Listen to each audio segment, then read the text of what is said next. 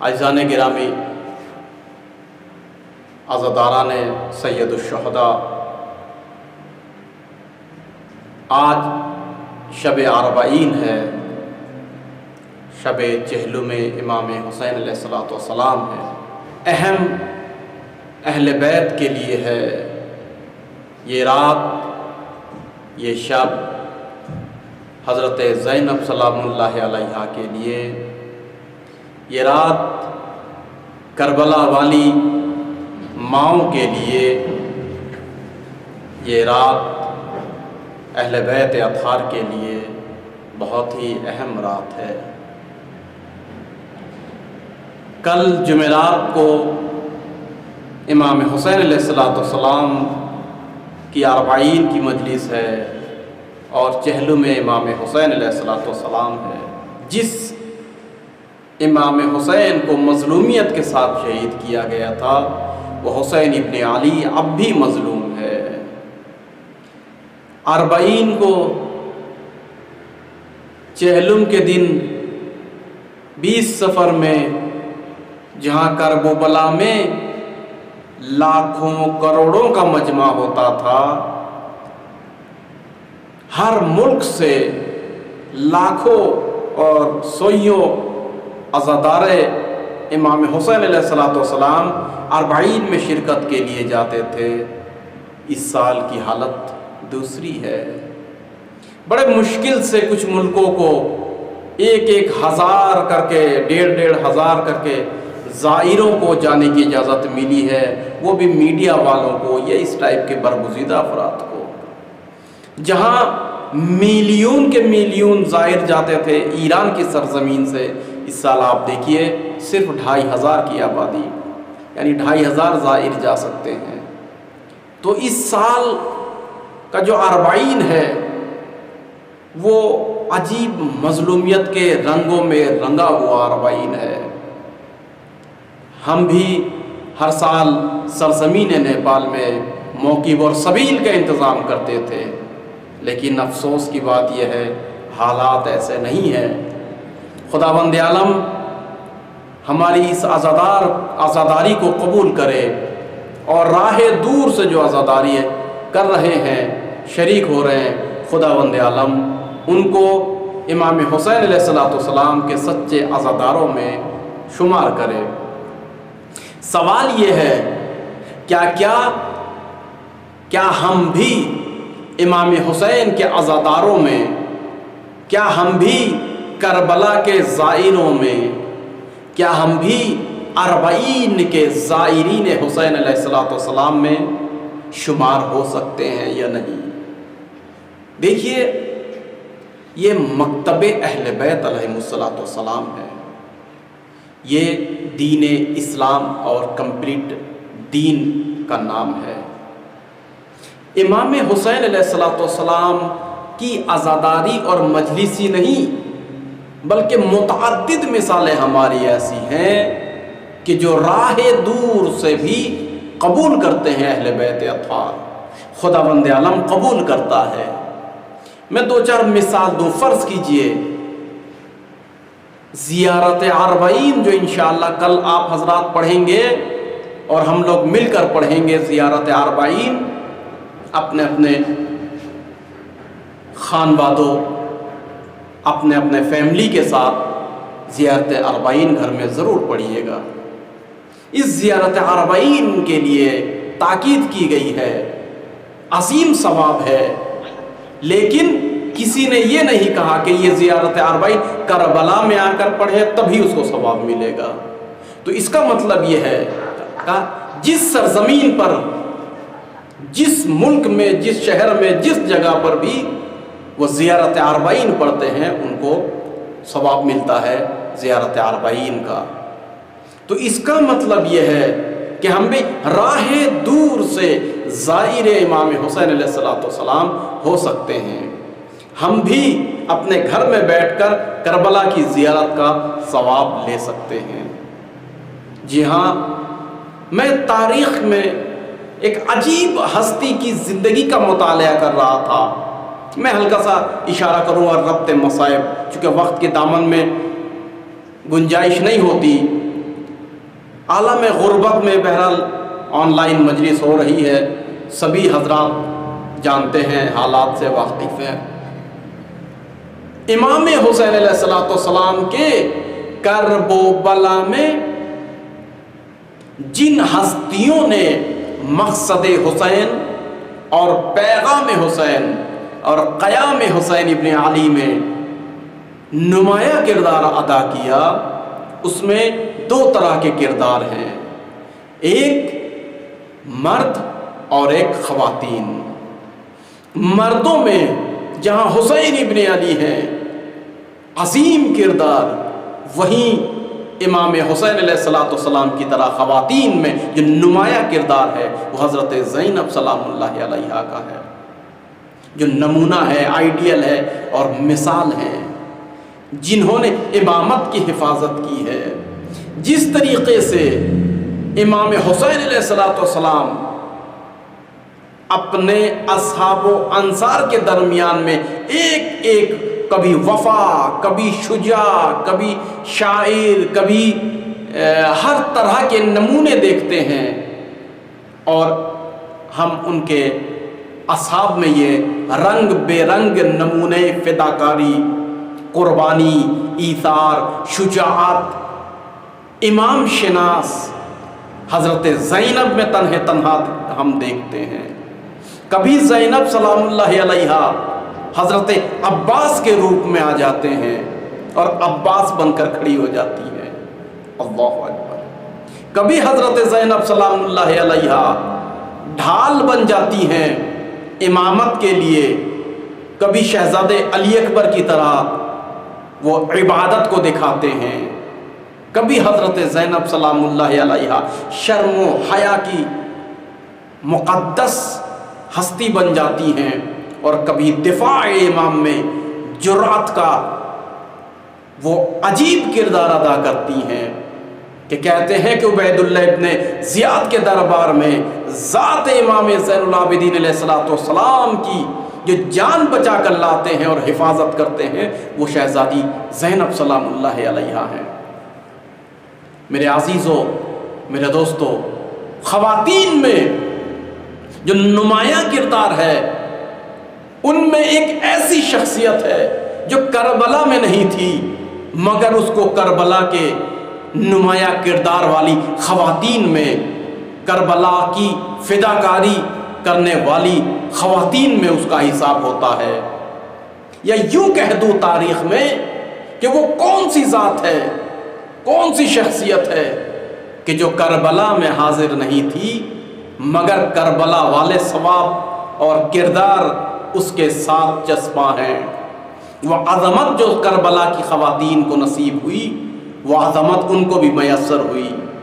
یا سوال کو دوسرے انداز میں عرض کر دوں، وہ کردار کربلا میں جو خواتین نے ادا کیا ہے، وہ کردار اس خاتون نے کربلا میں نہ رہنے کے بعد بھی ادا کیا۔ وہ کون سی ذات ہے، وہ کون سی شخصیت ہے؟ یا سوال کو بدل کر میرے جوانوں کے ذہنوں کو جھنجھوڑنے کے لیے، واقعہ کربلا کے بعد جو سب سے پہلی عزاداری ہوئی ہے وہ سبھی کو معلوم ہے، وہ حضرت زینب سلام اللہ علیہا کی ذات نے شام کے زندان میں، اسی خرابے اور کھلنڈر میں، یا یوں کہوں اسی یزید کے گھر میں کہ جو قاتل حسین تھا، اسی کے گھر پہ حضرت زینب سلام اللہ علیہا نے عزاداری قائم کی، یا عزاداری کر کے دکھایا کہ یزید تو ہمیں مٹانا چاہتا ہے، ہم تیرے ہی گھر سے عزاداری کا قیام اور عزاداری کو شروع کریں گے۔ حضرت زینب سلام اللہ علیہا کی اس عزاداری کو جب تک وہ زندہ رہی انہوں نے قائم رکھا ہے، چاہے وہ زندان شام سے لے کر مدینہ منورہ، اور پھر مدینے سے لے کر شام کے سفر اور پھر شہادت تک۔ لیکن ہاں میرے عزیزوں، علی علیہ السلام کی شجاع بیٹی کے علاوہ ایک خاتون اور بھی تاریخ میں ملتی ہے جو کربلا میں قدم نہیں رکھا، مگر مقصد حسین کے لیے کربلا سے پیچھے اس نے سپورٹ اتنی کی کہ امام حسین کے مشن میں خواتین کے لسٹ میں اس کا نام سر فہرست ہے، جس نے اپنے گھر کو سب سے پہلا امام باڑہ بنایا۔ کیا مطلب؟ یعنی حضرت زینب سلام اللہ علیہا کی ذات کے علاوہ جس نے سب سے پہلے حسینیہ امام باڑہ اور عزا خانہ یا یوں کہہ دوں اہل بیت کے لیے جس نے عزاداری شروع کی۔ جی ہاں، اسی عراق کا ایک شہر ہے کہ جو بہت ہی بڑا اور عظیم شہر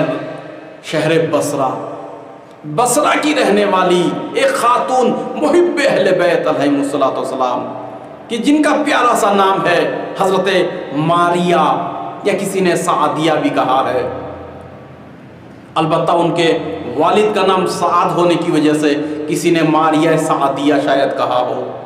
بہرحال یہ ایک عظیم شخصیت ہے کہ حب علی علیہ الصلوۃ والسلام میں جنہوں نے اپنے شوہر کو علی علیہ الصلوۃ والسلام کے رکاب میں جنگ کرنے کے لیے انہوں نے بھیجا، اور امام علی علیہ الصلوۃ والسلام کی مشہور اور معروف جنگ جمل میں ان کے شوہر محترم نے اپنے بیٹے کو بھی بھیجا کہ علی علیہ الصلوۃ والسلام کی نصرت تمہارے لیے ضروری ہے، اور بیٹا بھی اور شوہر بھی دونوں گوائے، دونوں کو قربان کیا، مگر محبت علی سے ہاتھ نہیں اٹھایا۔ عجیب ہے عشق علی، جرت بخشتی ہے عشق حسین اور عشق علی۔ ہاں میرے عزیزو، شوہر شہید ہوئے جنگ جمل میں، جوان بیٹا شہید ہوا، تو اپنے گھر کو پھر اہل بیت علیہ الصلوۃ والسلام کی معارف اور اہل بیت کی حمایت کے لیے اس کو مرکز اور سینٹر بنایا۔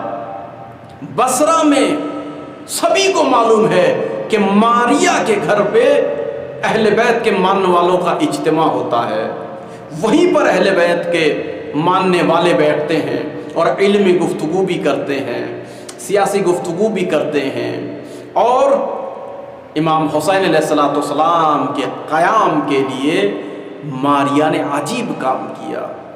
وہ مارکہ آرائی سخنرانی کی، وہ تقریریں لوگوں کے اندر کی، وہ آتشیں گفتگو اور خطابت انہوں نے کی حسین ابن علی کے حق میں اور فضیلت میں، کہ جناب یزید بن ثبیت جیسے شخص اپنے دونوں بیٹوں کو عبداللہ اور عبید اللہ کو لے کر کرب و بلا میں نصرت حسین علیہ الصلوۃ والسلام کے لیے آئے اور حملہ اولیٰ میں شہید ہو گئے۔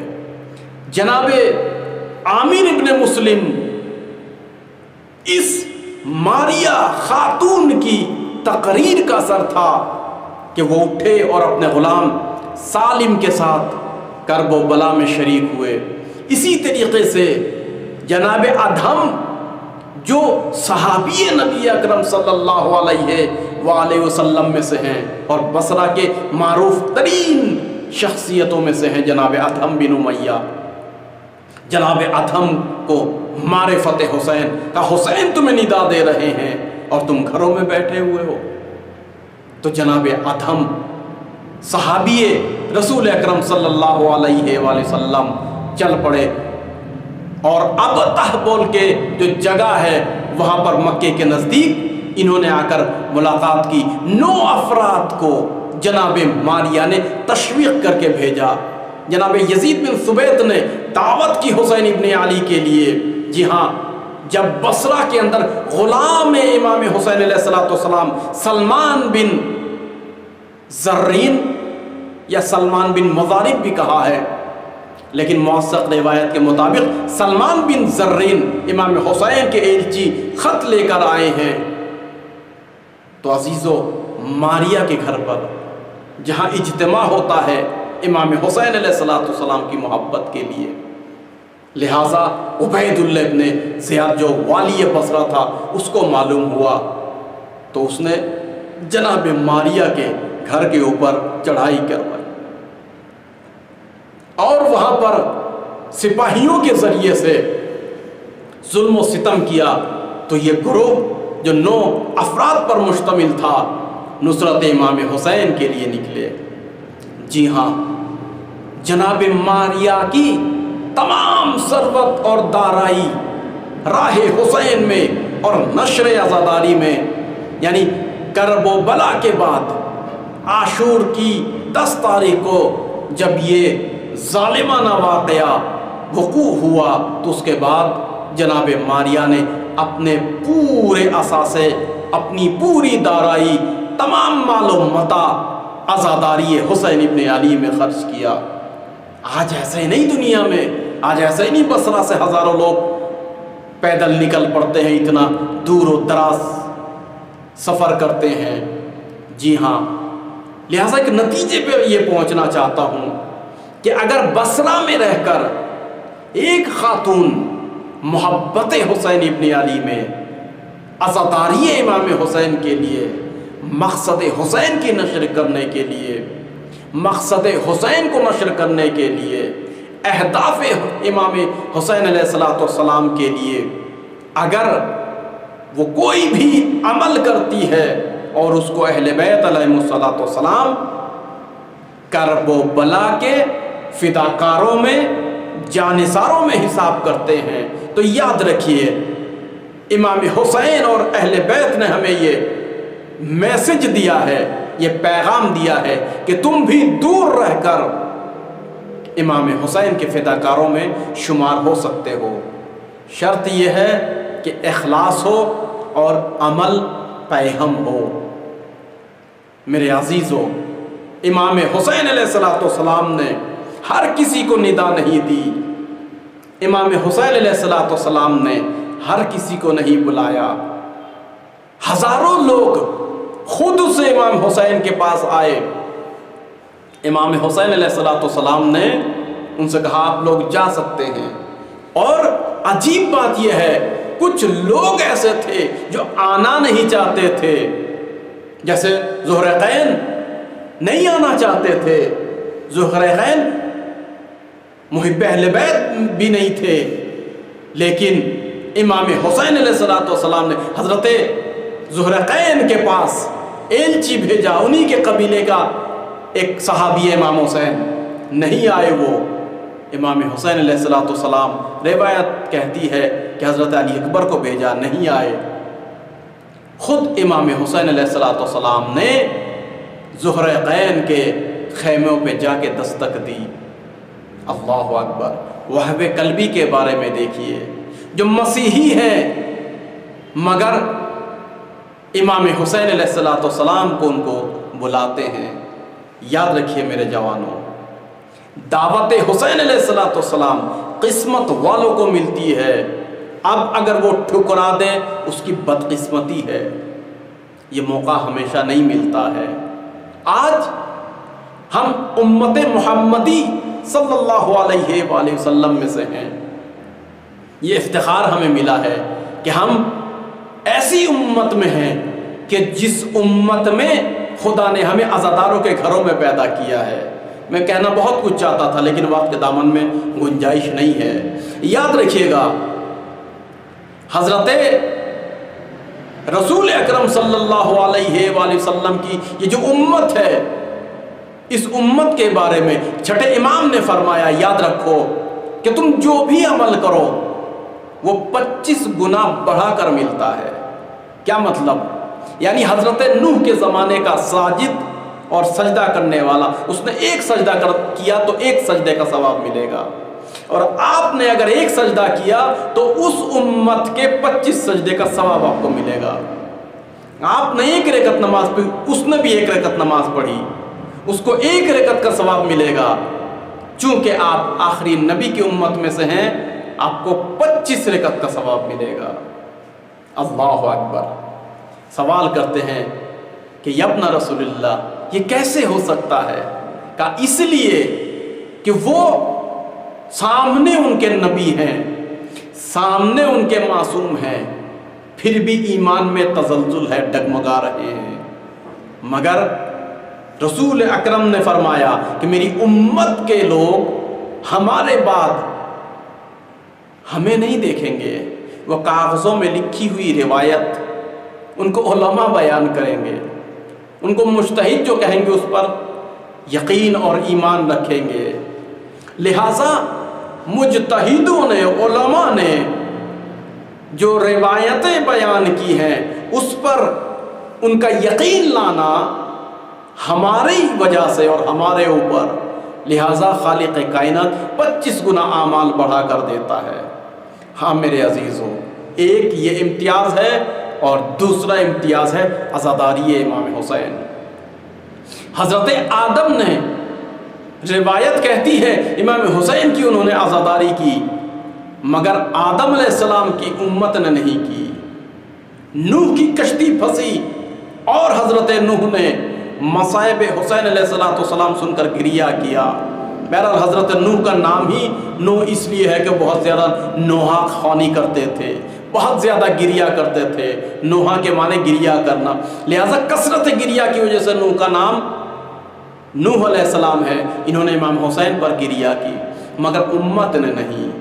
لیکن اس امت کو یہ فضیلت حاصل ہے کہ یہ امام حسین کے عزادار بھی ہیں، کہ جس عزاداری کے لیے ہر نبی نے، اغلب اولو العزم نبی نے تمنا کی ہے۔ میرے عزیزوں، میرے بزرگوں، قدر جانو، یہ جو عزاداری امام حسین علیہ السلام ہے، راہ دور سے بھی آپ کر کے حسین کے کربلا میں جو عزاداری کر رہے ہیں ان کے ساتھ بھی شریک ہو سکتے ہیں۔ ہاں میرے عزیزوں، متعدد واقعات نے ہمیں بتایا۔ آئیے میں ایک عام گفتگو میں بیان کر دوں۔ رسالت مآب صلی اللہ علیہ وآلہ وسلم کے اصحاب وہ ہوتے ہیں جنہوں نے اپنی آنکھوں سے نبی کو دیکھا ہو اور نبی کی باتوں کو کانوں سے سنا ہو اور عمل کیا ہو، نبی پر ایمان رکھتے ہوں۔ یہ شرائط میں سے ہیں۔ لیکن جناب واضح قرونی، انہوں نے نہ نبی کو دیکھا ہے، نبی کی تلاش میں ضرور گئے تھے، نبی کی زیارت کے لیے ضرور گئے تھے مگر دیکھ نہیں پائے، نبی کی حدیث سننے گئے تھے مگر سن نہیں پائے، ہاں صرف عمل کیا۔ لیکن اتنا عشق ان کو نبی کریم سے تھا، اتنا پیار اور لگاؤ اور اتنا فرما بردار وہ نبی کے تھے، جو بھی شخص آ کے نبی کی کوئی حدیث بیان کرتے تھے وہ اس پر عمل کرتے تھے، عاشق نبی ہو گئے۔ تو آج واضح قرونی کا نام اصحاب میں شمار ہوتا ہے، اور وہ عجیب اصحاب جس نے نبی کو نہیں دیکھا۔ اسی طریقے سے حضرت ماریہ یا جناب سعدیہ، جنہوں نے امام حسین کو نہیں دیکھا مگر کربلا کی خواتین جو کردار ادا کرتی ہیں، ان فداکار اور جانثار خواتین میں ان کا حساب ہوتا ہے، یا یوں کہہ دوں لفظوں کو بدل کر کہ شہیدان کربلا میں ان کا شمار ہوتا ہے، جبکہ کربلا میں شہید نہیں ہوئی۔ لیکن چونکہ شہادت کی جو مین مقصد اور فاؤنڈر بنیاد ہے، اس کے لیے انہوں نے عمل کیا ہے۔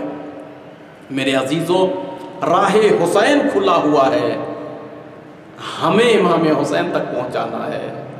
امام حسین کی حل من ناصر ینصرنا، یعنی کوئی ہے جو میری مدد کو آئے، یہ آواز قیامت تک کے لیے ہے، ہمیں آگے پہنچنا ہے۔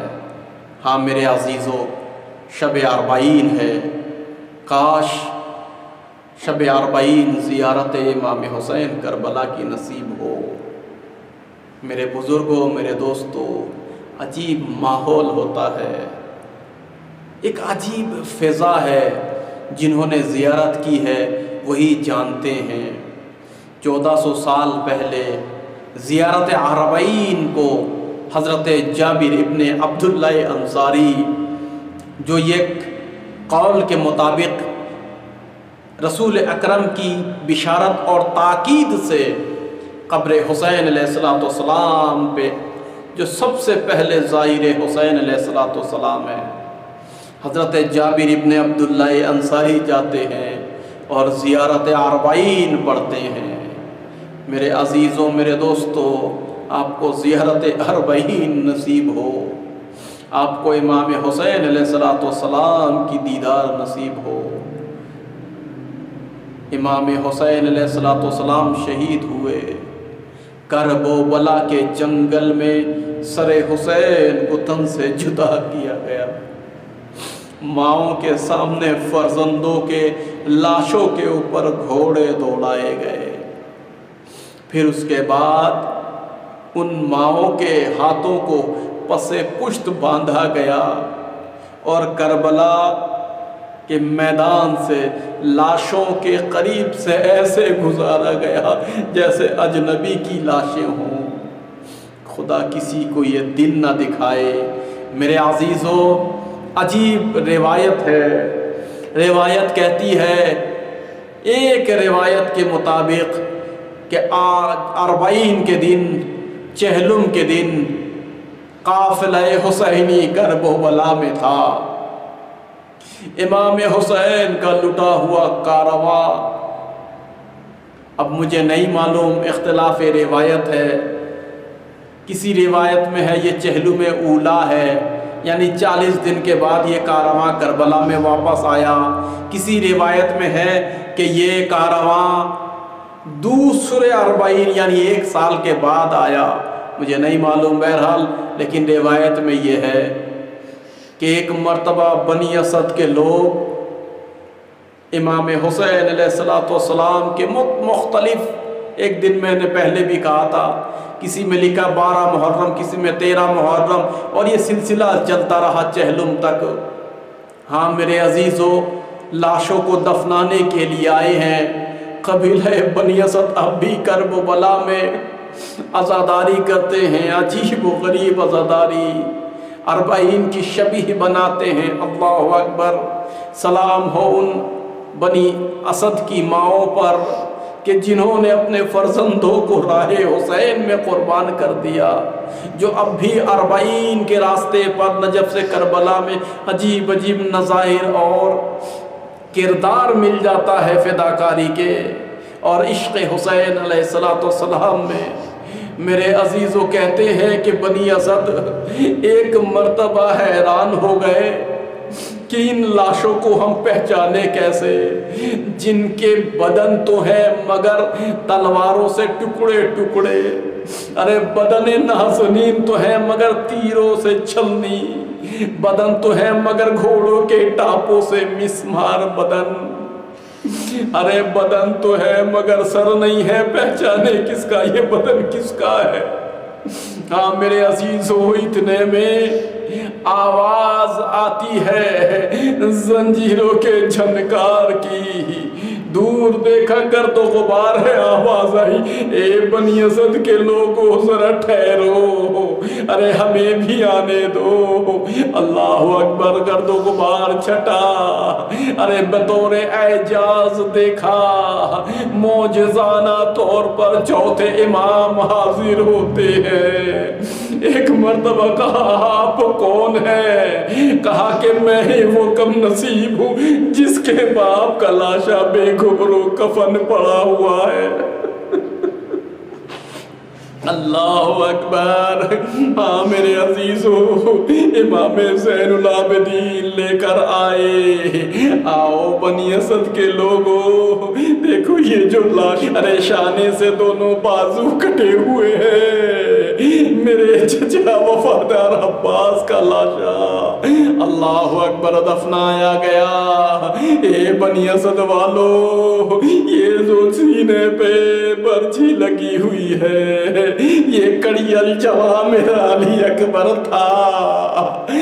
मेरे अजीजों, एक एक लाशे को पहचान करवाया। एक मर्तबा काए बनी असद के लोगों, तुम पर रहमत हो, अरे एक चटाई लेकर आओ, अब ऐसे लाशे को उठाना है जिसका लाशा नहीं उठेगा, टुकड़ों में गोश्त हो जाएगा। अल्लाह अकबर। एक चटाई लाई गई, उस पे लाशे इमाम हुसैन को मुंतकिल किया गया। रिवायत कहती है बनी असद के लोगों से कहा, अरे मुझे कुमक करो, मैं कब्र में उतर जाऊं। अरे कब्र पर उतरे, जवान फर्जंद अली अकबर के बाजू में अपने बाबा हुसैन को लिटाया। پھر اس کے بعد بنی اسد سے کہا ہے بنی اسد کے لوگوں اتنی دور چلے جاؤ کہ میری آواز تمہارے کانوں میں نہ جائے. ارے سر آل محمد نہ جانے امام زین العابدین نے اپنے بابا کیا کہا ہوگا.